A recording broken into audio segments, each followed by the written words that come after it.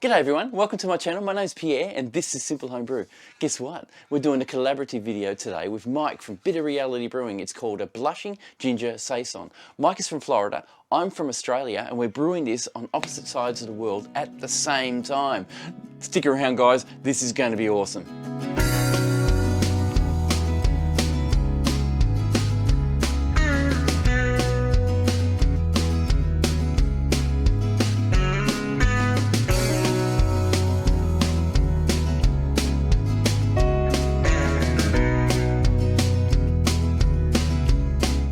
I met Mike online. He actually contacted me through YouTube, and ever since then we've been bouncing off each other and learning from each other. My opinion is that I have been learning a lot more from him than he has off me.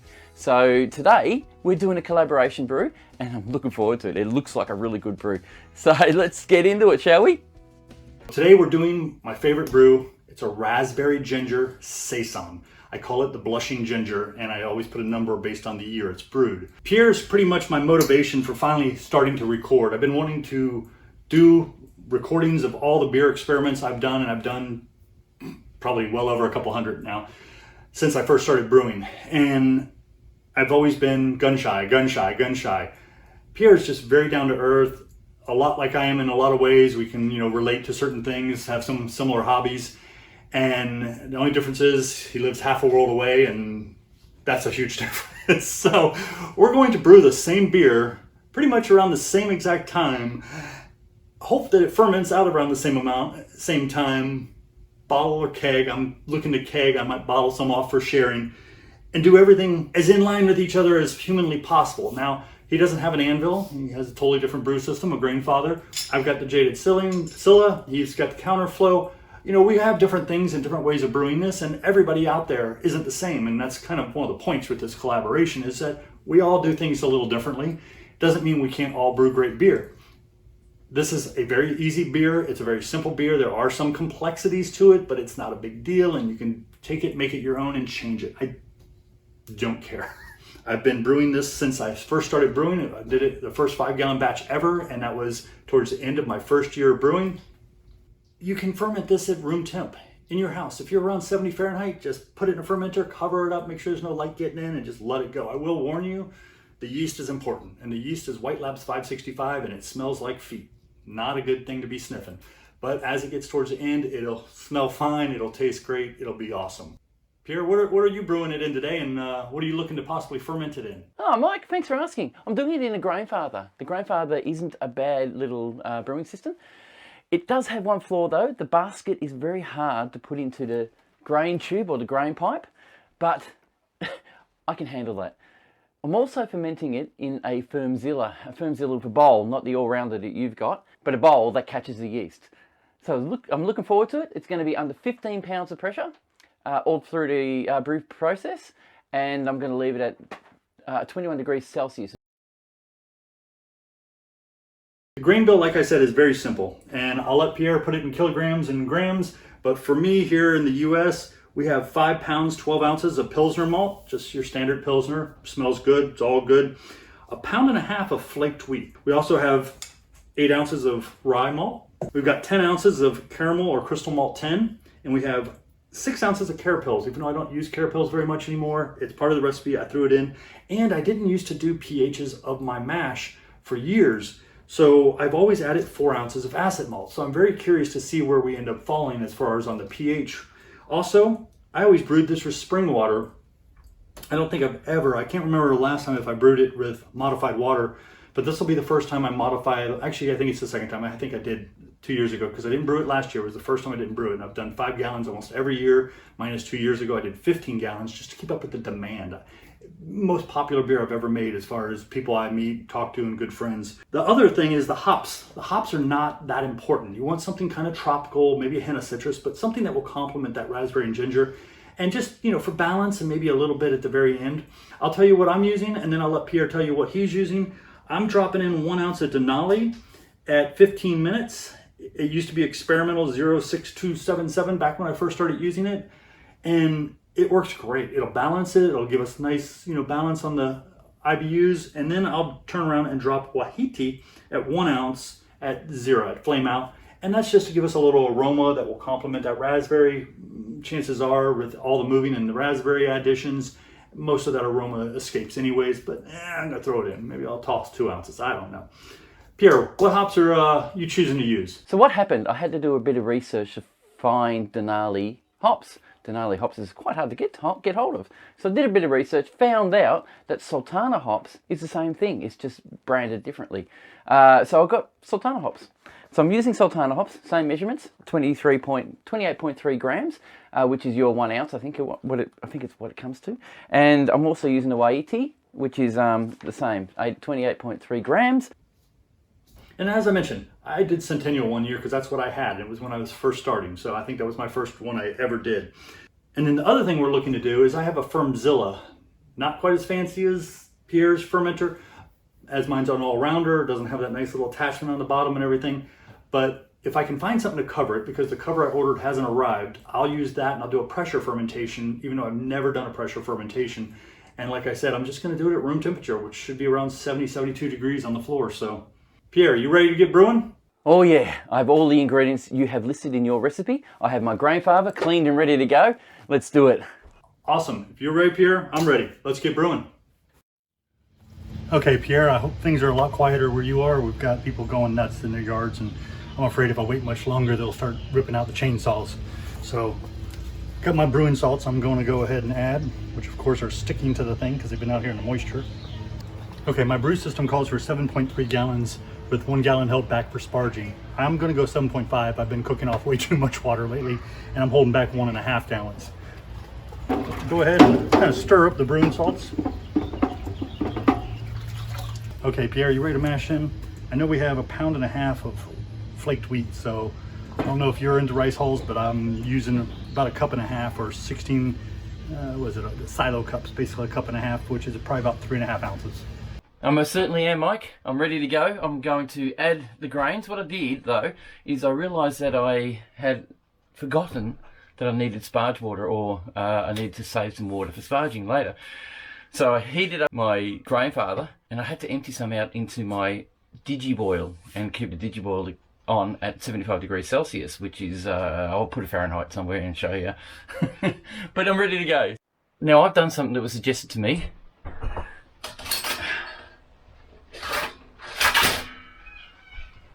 My basket, this one, has been in the freezer overnight. So I figured freeze it, make it freezing cold, while my holder is hot. This should be smaller because it's shrunk because of the heat cold. It should just flow straight in to my pipe. Now, I've always had issues getting this in quickly and easily,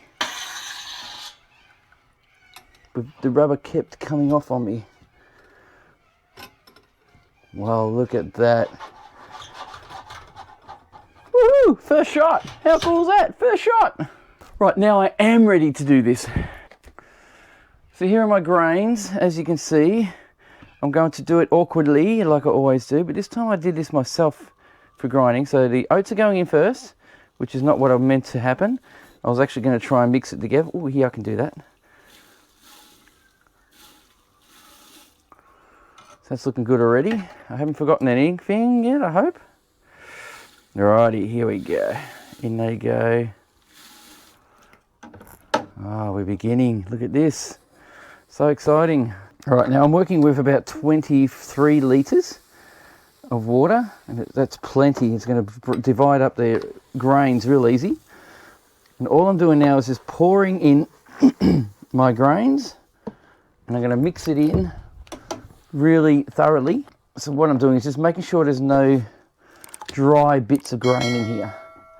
And I'll try to stop the oats settling on the bottom and get them mixed through. Now, Mike did ask if I use rice hulls. Now, I've never done it, never used them. I've never actually studied as to why. I should learn that. I really should learn how to use rice hulls. So that's all mixed in. That actually mixed in really well and really quickly.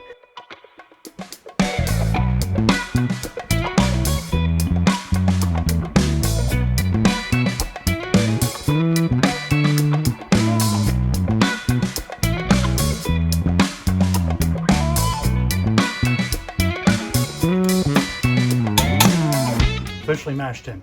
Pierre, I can only hope everything went smooth for you. So that's mashing out to 64 degrees Celsius. It's kind of almost the right conversion from the imperial scale that I have from Mike.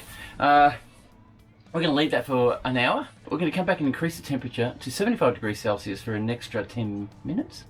Is it 10 minutes? Half an hour. Half an hour. My apologies. It was 75 minutes mash time and 10 minutes for... I apologise for butting in here, guys. My recording on my GoPro had become corrupt, so I have to overdub. So what I'm talking about here right now is that the mash time is 1 hour and 30 minutes, 90-minute mash time. The first part of the mash is at 75 minutes at 64 degrees Celsius, and the last part is 10 minutes at 75 degrees Celsius. Now, let's take the basket out. Okay, that's without any adjustments other than the 4 ounces. 5.29, I'm good with that. 5.28, it's been bouncing back and forth, not too worried.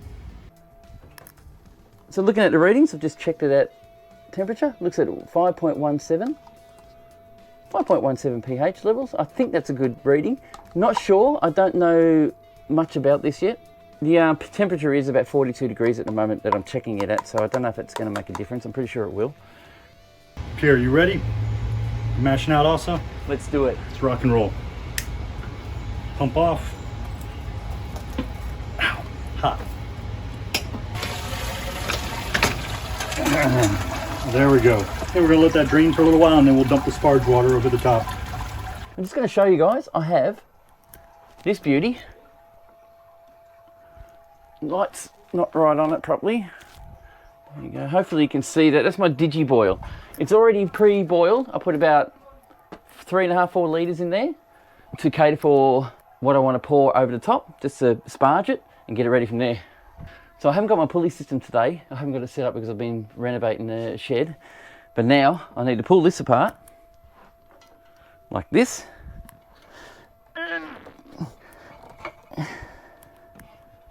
Get it ready.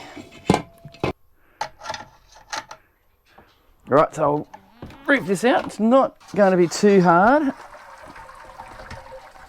Just like that. So it's a lot less grains than I usually do, so it's a lot lighter than it usually is. So what I do now is I'll push the basket down a little, the top tray. Oop. So I know how far we have. She's hot. And of course I have my preheated sparge water.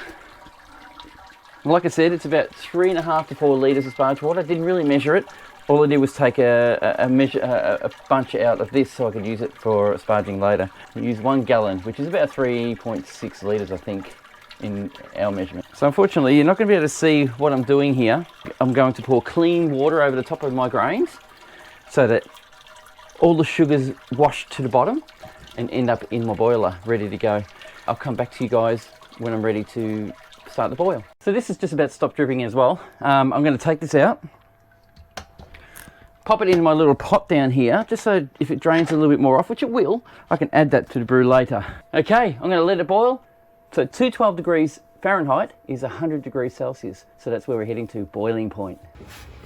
Something I do, and I definitely used to do with the Grainfather because of the high density burners, rub that bottom. That didn't sound right. I don't want scorching on the bottom. The anvil has a low density, so it's less prone to it, but it can still happen. We're going to call this a boil. We're going to start the timer.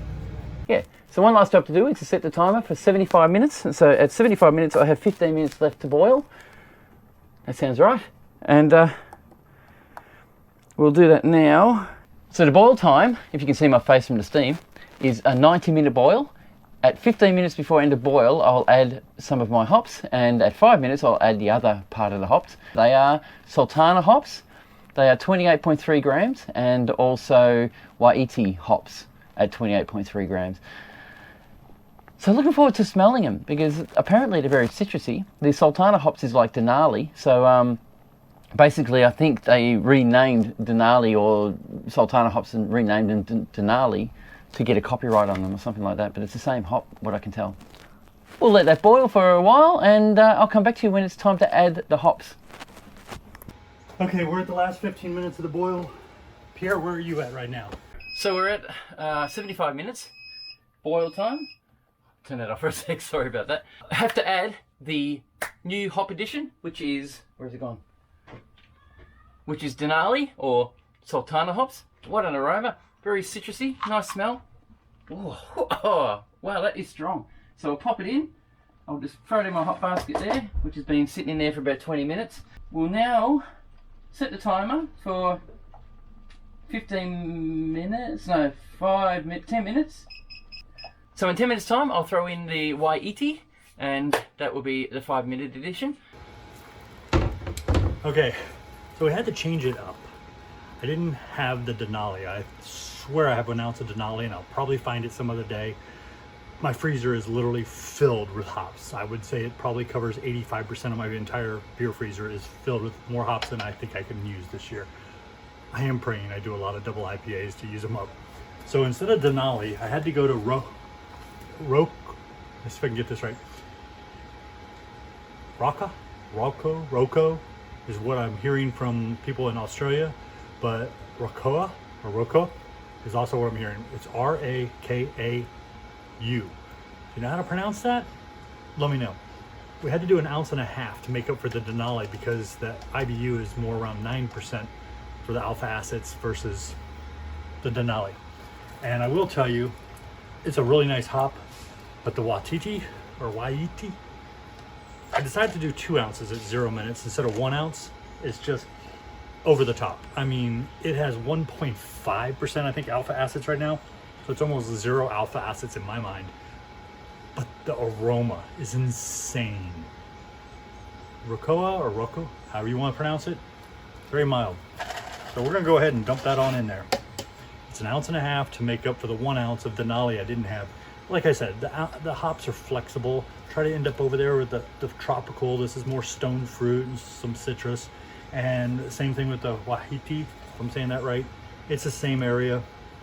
It'll complement the raspberry very much. I have heard people describe this as having a hint of strawberry, raspberry, and other fruits like that. So, and a little hint of earthy, but we'll see how that goes. So I'm just throwing the water flock tablet in there just to keep it so I can get the protein to sink to the bottom when you do a whirlpool at the end. Mike, this is great. Let's keep going, huh?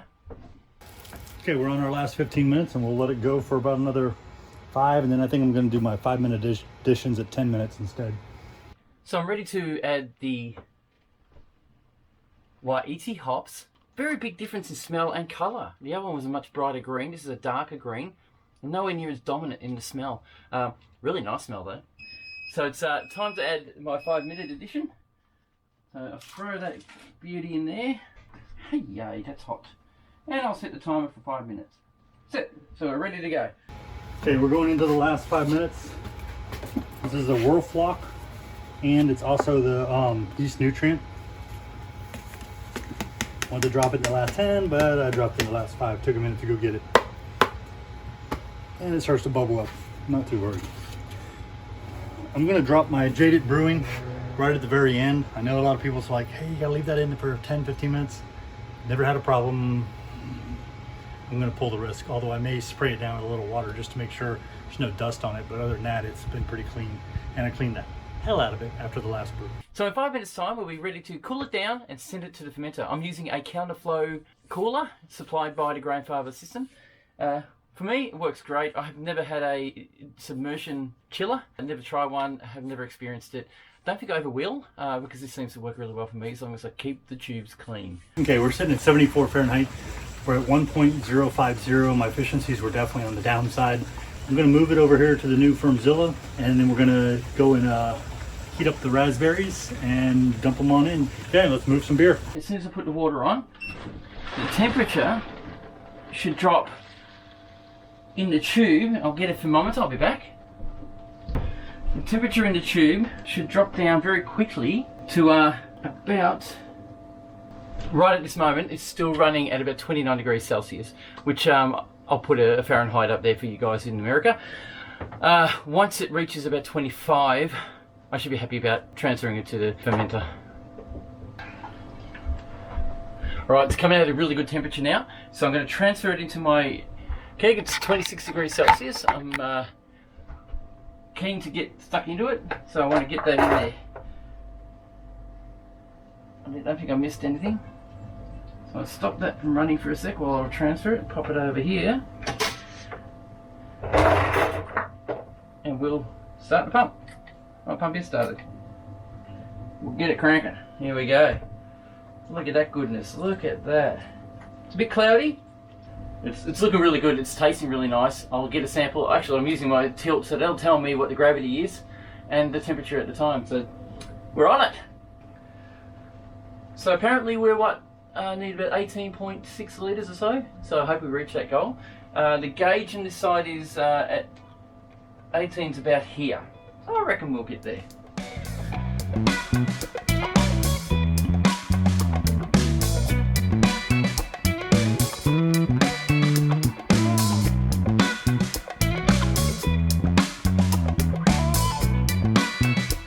Right, now I'm going to go and get my raspberry, and I'll be back soon. This is 12 ounces of all natural raspberries, Trader Joe's, and it's been frozen, thawed, frozen again, thawed. Not quite thawed all the way, but it's thawing. And we're going to heat this bad boy up to about 140, 150, actually 150 Fahrenheit. Go ahead and drop an entire cup of water in there. Get all the raspberry goodness out of there. So we got 1 cup of spring water, and I'm going to kick up the heat. And once we get to about 150, we'll keep it there for about 20 minutes. We don't want to cook them so much and lose all that nice aroma and flavor. We just want to kill anything and make sure it's 100% pasteurized, and then throw it on in.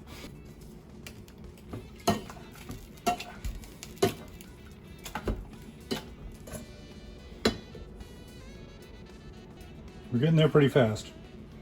Okay, we're there. We're at 160 almost, 150 in some areas, but that's okay. We'll just stir it and let it kind of simmer. We'll let that go for about 20 minutes. Okay, let's get this done.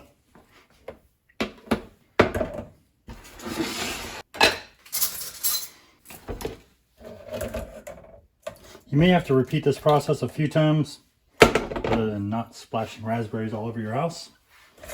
Just because it's going to get a lot of gunk in here.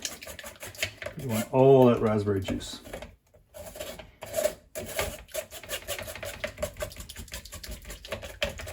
You're going to repeat this process for the secondary, and then you're going to double this for the actual final, whether you're kegging or bottling. When you bottle, you definitely have to take the consideration of the sugars and some of the carbohydrates into consideration. One year I did do carbombs, not intentionally, and that's C-A-R-B-O-M-B, not car. Okay, so we got about 1.5 cups raspberry juice, so about 1 cup of water and 1/2 cup of raspberry juice. So I'm going to put in 24 ounces at the start for fermenting, and then I'm going to do 12 ounces, and then I'm going to do 24 ounces again. So it's going to have a little bit more of a raspberry taste compared to your one. So we'll pour that in there like this. Jeez, look at that. Now I hope this looks like your brew. It's looking definitely like what I can see in your video.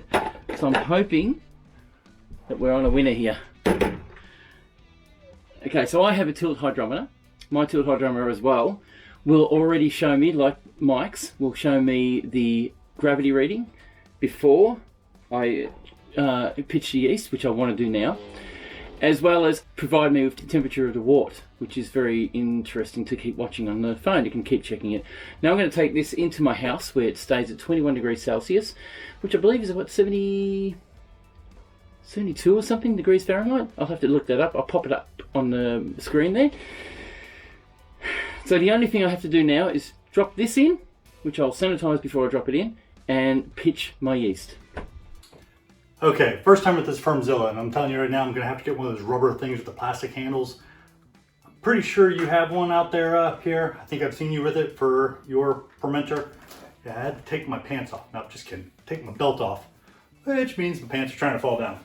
Just so I could get this thing open. What a nightmare without that tool. So I'm going to go ahead, open mine up. Pierre's been waiting for me on this one because I had some difficulties. There we go. And like I said, I'm going to ferment this under pressure for the first time. Got my tilt. We'll go ahead and just drop that on there. I've already calibrated it. That is a cup and a half of raspberry juice. There was a cup of water in there, so it's probably closer to a half a cup of raspberry, if not a little more. Some of that water may have gotten in the raspberry. And there we go. The fermenter's ready. We'll get a gravity on that and I'll put that up there. Let's dump our yeast. We got our 565. Sorry for the echo off of this thing. I got a magnet on here. Pitching your yeast now, Pierre. Yeast provided by Bitter Reality Brewing. Mike, thank you very much.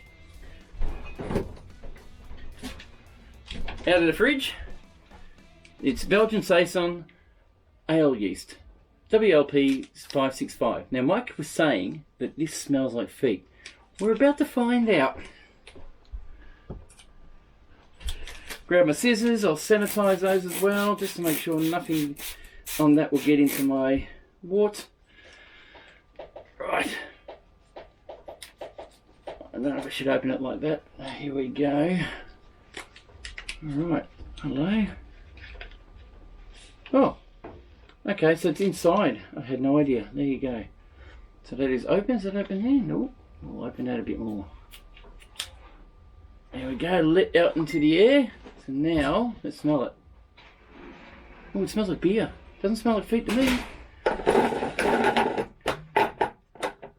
do I, Alright, ready for it. Pitching the yeast.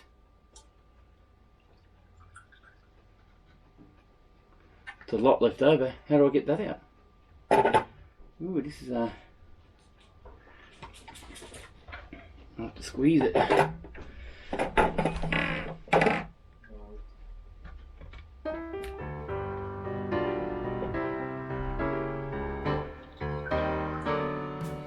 There we go.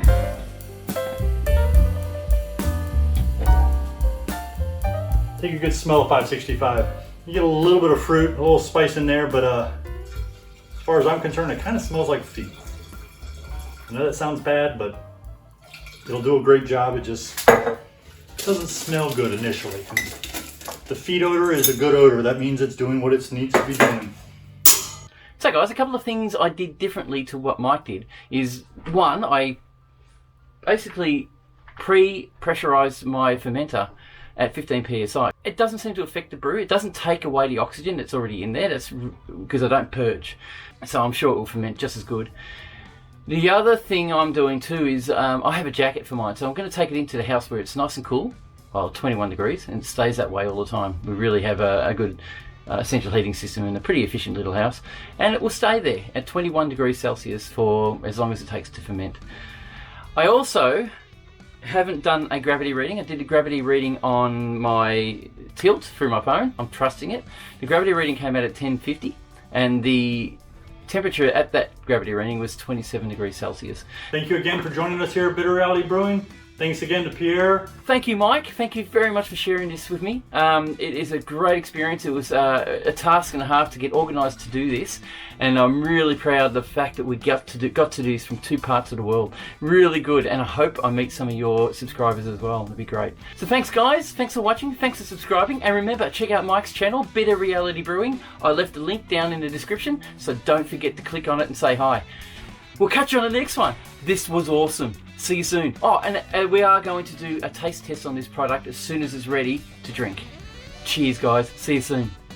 Thank you again. Don't forget, like, subscribe, keep sharing. Definitely appreciate it.